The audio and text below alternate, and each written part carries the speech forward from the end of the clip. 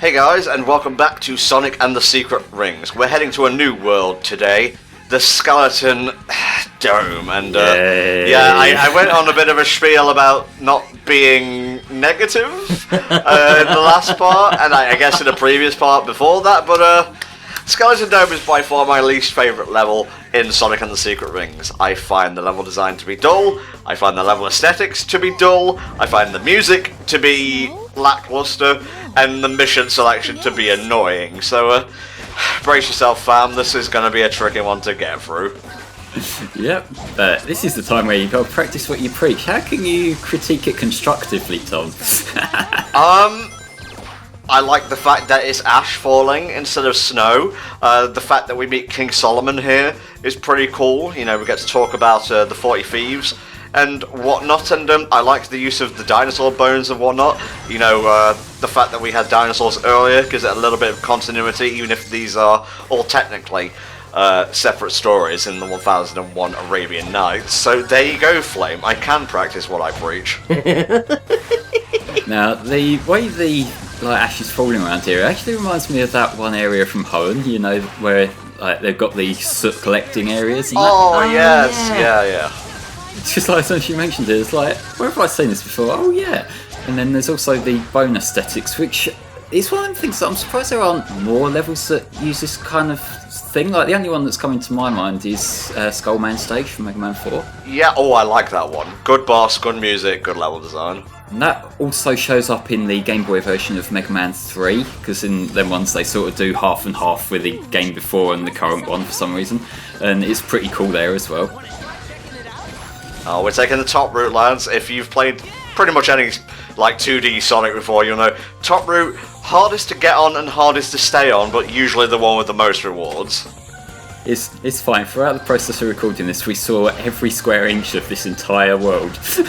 Well, except for the bottom route, because you know me, once I find something that works, I very rarely veer from it. And get ready to be pressing a lot of switches by running or stepping on them, by the way. This level loves to throw them in, usually with respawning enemies on top of them, just to give you that little bit of it gives you the honey, or no way, it gives you the carrot and then the stick comes slamming down on top of your head. There you go, that's the right analogy.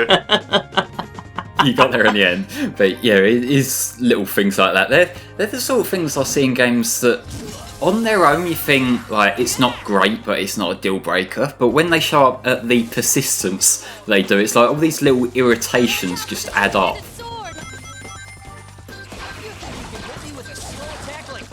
Well, no, Sonic, they can't. Well, but has Sonic always been this cocky? I don't recall the Ryan Drummond version of him being like this, although the Heroes cutscenes are coming back to me now, and SA2. I guess that's just an essential part of Sonic, really. He is forever the cocky 90s teenager. Do you think that's ever going to change, Richard?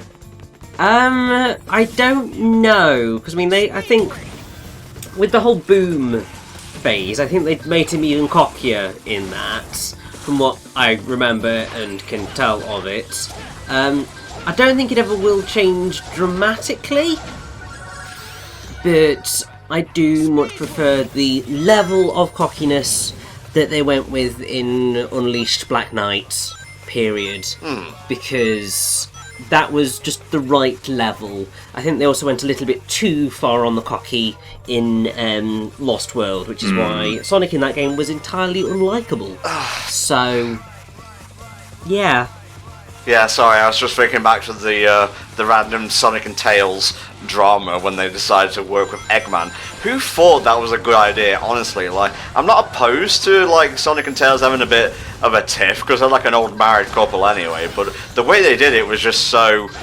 Is trite the word, or stupid? Yeah, I understand stupid, I embody stupid, so let's go with that. Well, it was more that it was so heavy-handed. It was just there was no real build-up, and it was suddenly they were bickering, then it's all's forgiven in the end. It's if you're gonna try and make it look dramatic and a bit kind of preachy or whatever you want to do with it, it needs a bit more substance to it than that. Yeah. So, Rich, your opinions on the music, please? On the music, it's bland as all anything. I'm really not too fussed by this. This is just like a this is the moment where I'm just going, yeah, I'd just rather go on Twitter, because, like, as exciting as the idea behind the area is, it's just like, it's a thing, and I'm just wanting to talk about Solomon right now. Well, we haven't actually met Solomon yet, so we've got a few more minutes of pressing switches and avoiding Scallywellies first, I'm afraid. I know, which just really sucks. But it's fine, because we'll get there eventually.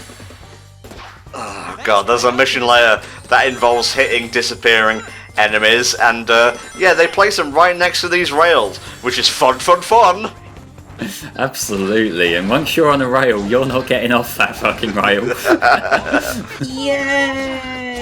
It's because this game hates us well and truly. I like how somebody in the comments, I can't remember which part it was, said, I feel so sorry for you guys, everyone else is playing Sonic Mania and you guys are doing this one. Well. And obviously you two have been playing Sonic Mania, yes. So it's been fine. But I have not been playing Sonic Mania, so this is the only Sonic I'm getting right now. And yeah, it's just summarily depressing. Are you gonna be able to play Sonic Mania between now and November, mate? We'll see. Probably not, to be fair. We're gonna have to find a way. You gotta play some 2D Sonic. Come on. Yeah, no, I'm pretty much 3D Sonic person, and I think that's how it's going to stay. Well, at least play like 1, 2, or 3 in K via emulation, because there's a lot of stuff in there that has been remixed and rejigged, and I'd love for you to see all the new stuff they put in. I actually said holy shit out loud a couple of times, which I very rarely do when it comes to games. I'm not a very vocal person, I just sit there in everlasting darkness and silence like, yes, yes. And that's why you don't stream anymore, isn't it? Yeah. That and the crippling anxiety, you know. Well, yeah, but fair, that's part of the reason why I've never streamed, because like normally when I'm just playing games myself, I'm just silent, just like, yeah, let's just play this, and then yeah, just doing things live, I'm just like, no, it's not gonna happen. I might try and make a bit more of an effort to at least do co-comms with Volk when he's streaming, because he has mentioned missing us a little bit when it comes to streaming and whatnot, and I don't want Volk to be sad. Volk does not deserve to be sad. Holy shit, talking skeleton head! The many emotions of Entom in just a few seconds. Seriously? Yeah, I'm pretty fucking bipolar or manic when it comes to my depression. Whoa, Sonic, I don't need your smile, your side mouth smile to be that big ever, please. The fucking teeth, Jesus. Okay, Richie, now you can talk about Alibaba and the 40 Thieves. Yay! So, Alibaba and the 40 Thieves tells the story of a poor woodcutter, Alibaba, who discovers the secret of a thieves' den. Entered with the phrase "Open Sesame." The thieves learn this and try to kill Alibaba, but his faithful slave girl foils their plots. And then basically Alibaba gives his son to her in marriage and keeps the secret of the treasure, because yay! Why not? I have the feeling that we can go a bit into the plot now, because we are going to be in the lovely Skeleton Dome for quite a while, are we not? This mission involves taking out the 40 Thieves, so there's no better time, mate. Ah, perfect. So, Alibaba and his elder brother Kasim are the sons of a merchant. After their father's death, the greedy Kasim marries a wealthy woman and becomes well-to-do, building on their father's business. Hang on. That was the name of Aladdin's father in The King of Thieves. Indeed.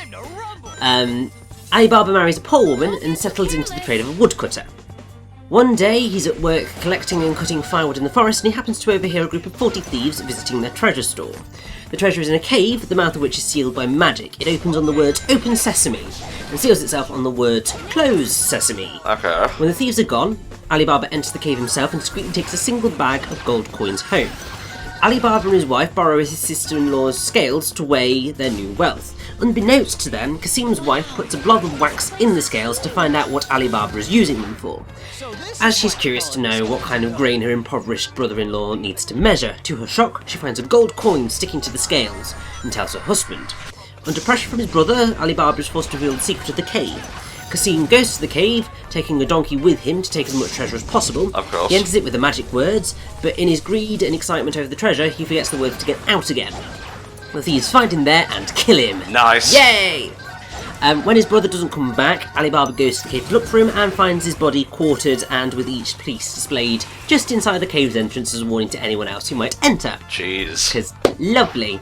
Alibaba brings the body home, where he entrusts Morgiana, a clever slave girl from Kasim's household, with the task of making others believe that Kasim has died a natural death. First she purchases medicines from an apothecary, telling him that Kasim is gravely ill. Then she finds an old tailor known as Barber Mustafa, whom she pays blindfolds and leads to Kasim's house. There, overnight, he stitches the pieces of Kasim's body back together so that no one will be suspicious. Christ. And then Alibaba and his family are able to give Kasim a proper burial without anyone asking any awkward questions. This is not a family-friendly tale, Jesus. No, it is not. Thieves, finding the body gone, realise that yet another person must know their secret and set out to track him down. One of the thieves goes to town and comes across Barber Mustafa, who mentions that he's just sewn a dead man's body back together. Realising the dead man must be the thieves' victim, the thief asks Barber Mustafa to lead the way to the house where the deed was performed. The tailor is blindfolded again, and in his state, he is able to retrace his steps and find the house. The thief marks the door with a symbol so the other thieves can come back that night and kill everyone there. However, the thief has been seen by Morgiana, who, loyal to her master, foils their plans by marking all the houses in the neighbourhood similarly. When the 40 thieves return that night, they can't identify the correct house, and their leader kills the unsuccessful thief in a furious rage. The next day, another thief revisits Barber Mustafa and tries again, only this time, a chunk is chipped out of the stone step at Alibaba's front door. Again, Morgiana foils the plan by making similar chips in all the other doorsteps, and the second thief is killed for his failure. At last, the leader of the thieves goes and looks himself. This time he memorises every detail he can of the exterior of Alibaba's house. The leader of the thieves pretends to be an oil merchant in need of Alibaba's hospitality, bringing with him mules loaded with 38 oil jars, one filled with oil, the other 37 hiding the remaining thieves. Once Alibaba is asleep, the thieves plan to kill him. Again, Morgiana discovers and foils the plan, killing the 37 thieves in their oil jars by pouring boiling oil on them. Nice. And then when the leader comes to rouse the men, he discovers that they're all dead, and then he escapes. The next morning, Morgiana tells Alibaba about their plan, and they then bury them, and Alibaba shows his gratitude by granting her freedom. To exact revenge, after some time, the leader of the thieves establishes himself as a merchant, befriends Alibaba's son, who is now in charge of Kasim's business, and is invited to dinner at their house. However, he's recognised by Morgiana, who performs a sword dance with a dagger for the diners and plunges it into the thief's heart when he is off his guard. Owned. Alibaba at first is really annoyed, but when he finds out that the thief wanted to kill him, he's extremely grateful and rewards Morgiana by marrying her to his son. He's then left as the only one knowing the secret of the treasure in the cave and how to access it. And that is the entire story of Alibaba and the 40 Thieves. Oh, thank you. There's one little extra detail, which is that actually it wasn't necessarily in the original Arabian Nights. It was added to the collection by one of its European translators, Antoine Galland, in the 1700s.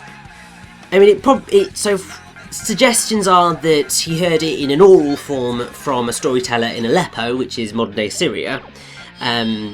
But the earliest known version of the text of the story is in that version. But obviously it's become so famous that pretty much you can't have the Arabian Nights without Alibaba and the 40 Thieves. No, it's pretty iconic, actually. And as you saw back there, we've got another world ring, the World Ring of Desire. I believe it was the white one, which is very apt considering we're dealing with the 40 Thieves, who are greedy fucks and whatnot. And I think it's actually the World Ring of Wishes, was it? Because Eraser actually names all of them later. Of course he's going to get the World Rings. What do you expect? We've got to have a climactic finale. And now that we've dealt with the 40 Thieves, there seem to be more than 40 bodies here, by the way, but I'll let that go. We got to find the king's bones to bring him back to his royal stature. Might I add, he's fucking terrifying. Did you see him in that cutscene back there? I know, it's ridiculous. This is meant to be a kid's game, and there's freaking skeletons talking and everything, and wielding swords. This is far too much for any child to take, clearly. Oh, if they can deal with Papyrus and Sands, they can deal with King Solomon. So does that mean there's weird, creepy shit on Tumblr about these guys? No.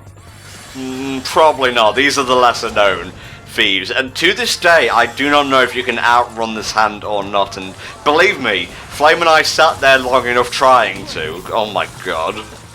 Yeah, we had the fun process of me saying, Tom, last time you hit the hand, we got near the end, and then Tom going, oh, I can outrun this guy. Yeah, I think it's got a little bit heated there in the old skeleton dome, but we got past it in the end. This part, and one coming up in particular, or it might just be this bit, is a real bitch, because there are no handrails here, one hit and you're done. Again, no live system, but when you're recording, you want to be perfect, so... And I believe it's in this section where there's one of them flying barrels to nowhere. I think that threw us off during one take as well, didn't it? No, I think that was actually my fault, because I think that's where you're meant to get out, not where you're meant to get in. Ah, so it's just you being stupid. That makes sense. Well, every problem in my life, most of them, can be traced back to me being an idiot, so, you know, it's fine. Yeah.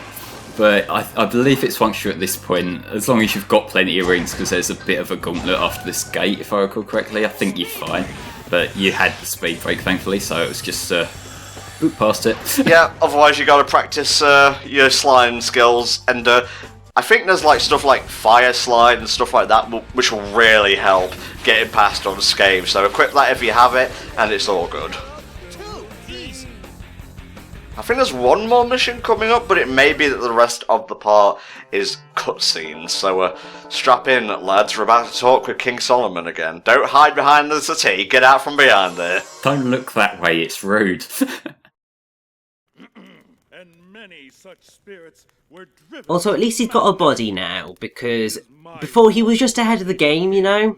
Oh my god. But now he's actually here and present. Yes, yes. Don't think I didn't notice that. Words that make up our world. New spirits have also appeared. I like this guy's voice. His power is nearly godlike. Who's he voiced by, Flame? You can look this up, because Richie spent most of the part talking. Even so, Sonic and the Secret Rings IMDb. That's all you need. that are told of in stories. I'm going to keep that tapping in, by the way. It adds atmosphere. He is a genie of the lamp, Solomon, where is he? though he has escaped. If we had the lamp he belongs to, it would Okay, that's only showing the Japanese one on IMDb. Oh, he's voiced by somebody called David Wills, who apparently, I believe, this is saying it's credited as Richard Will.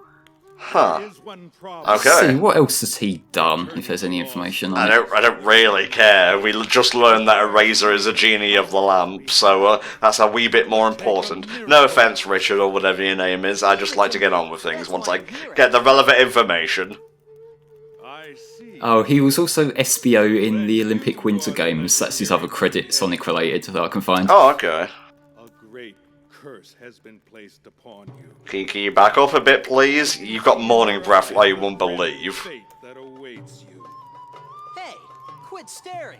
You're giving me the creeps. Even Sonic agrees. This was the most uncomfortable staring competition of my life. I put this upon you, but I will tell you this. Oh, You can find the Eraser Jin in his palace up in the sky. dude. A floating city? Fuck yes, this is what I'm all about. Oh, definitely. Always down for a good floating city. Now it's time I make a Thankfully, the next level more than makes up for the entirety of the Skeleton Dome. Night Palace is the hype as shit.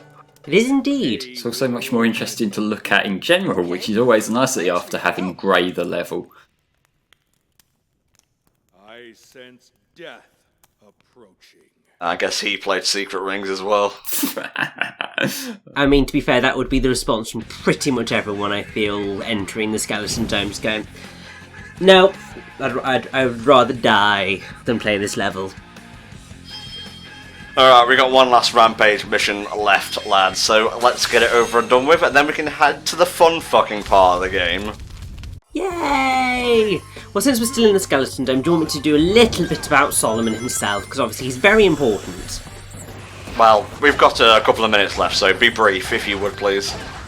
Right, so, Solomon is obviously a very, very, very, very, very important figure in both the Bible and the Quran and various things as well.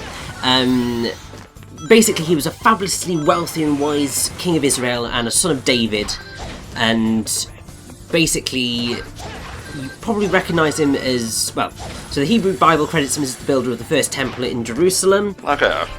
But he was ultimately, he was a human king who sinned. So he sinned with idolatry, marrying foreign women, turning away from Yahweh, whatever that is, and led to the kingdoms being torn in two during the reign of his son. Well, I'm pretty sure Yahweh is like God or something similar, mate. Probably, yes. In terms of his appearance in The 1001 Nights, the most well-known story in the collection featuring him describes a genie who had displeased King Solomon and was punished by being locked in a bottle and thrown into the sea. Owned. Since the bottle was sealed with Solomon's seal, the genie was helpless to free himself, until freed many centuries later by a fisherman who discovered the bottle. In other stories, protagonists who had to leave their homeland and travel to unknown places of the world saw signs which proved that Solomon had already been there. Sometimes protagonists discovered words of Solomon that were intended to help those that were lost, and had unluckily reached those forbidden and deserted places. So you sort of end up with a whole variety of things, of him being sort of this wise man, but also this sinner, and I'm pretty sure that in the Bible, I can't remember which book it is, but there's an entire book, the book of Proverbs, is one of the ones that he wrote. He also wrote Ecclesiastes and the Song of Songs. Song of Songs is the one I was thinking about. So he wrote some of the bits in the Bible, so he's very important in everything in terms of ancient religion. And that's about all that we've got time for in terms of Rich's story time, so let's finish up here, and then it's on to probably... Yeah, I'd say Night Pass is one of the best levels in the game, so we'll see you next upload day when shit really starts hitting the fan. See you then.